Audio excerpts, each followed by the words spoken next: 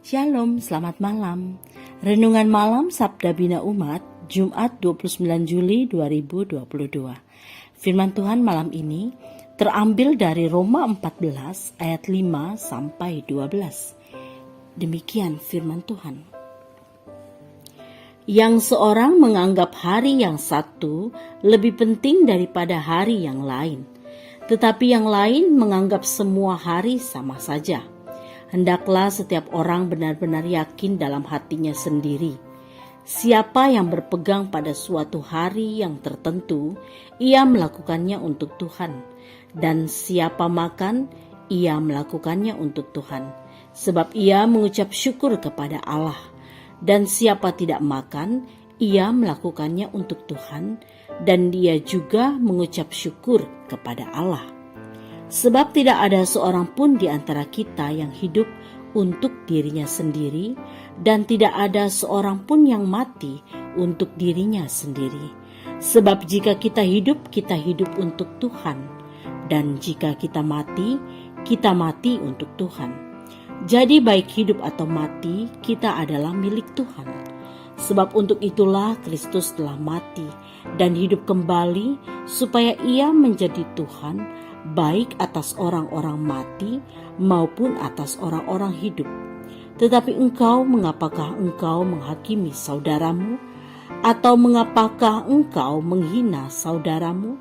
Sebab kita semua harus menghadap tahta pengadilan Allah. Karena ada tertulis, demi aku hidup, demikianlah firman Tuhan. Semua orang akan bertekuk lutut di hadapanku, dan semua orang akan memuliakan Allah. Demikianlah setiap orang di antara kita akan memberi pertanggungan jawab tentang dirinya sendiri kepada Allah. Demikian firman Tuhan.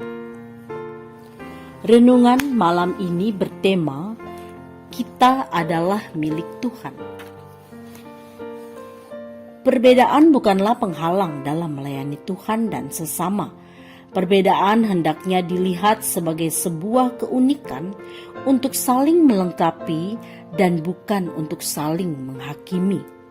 Rasul Paulus menekankan bahwa baik makan maupun tidak, sama-sama mengucap syukur kepada Tuhan.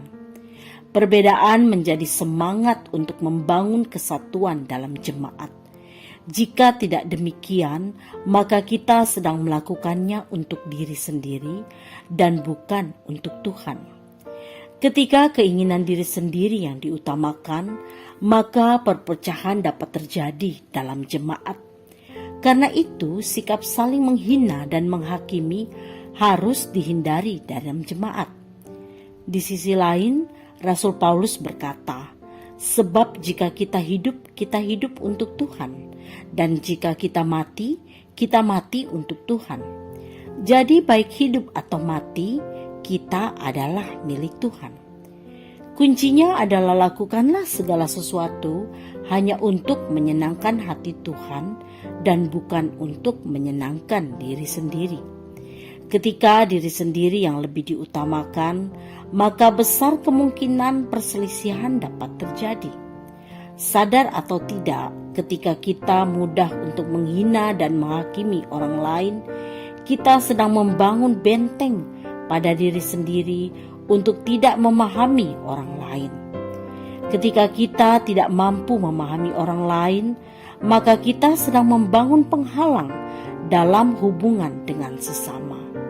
Pengorbanan Kristus menjadi contoh dalam memahami arti sebuah penerimaan. Kristus menerima segala dosa manusia dan tidak memandang hina manusia. Itulah wujud cinta kasih Kristus kepada manusia.